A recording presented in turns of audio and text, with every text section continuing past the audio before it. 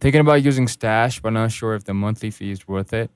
Stash offers plans starting at $3 a month, which gives you access to a personal investment account, banking with stock backed rewards, and budgeting tools. For $9, you also get custodial accounts for kids, retirement accounts, and a monthly market insight report. Now, if you're investing a small amounts like under $500, that's $3 a fee can eat into your returns pretty quickly.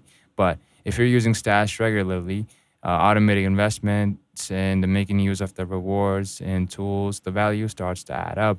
The key is how active you are. If you're just testing the waters, it might feel expensive. But if you're into building long term habits and actually use the features, Stash can be more than worth it, especially for beginners who want everything in one app. Bottom line, it's not about the fee, it's about whether you'll use what you're paying for. If this helped, well, hit like and subscribe for more quick takes on finance apps. Drop any questions below, and I'll cover them in the next one.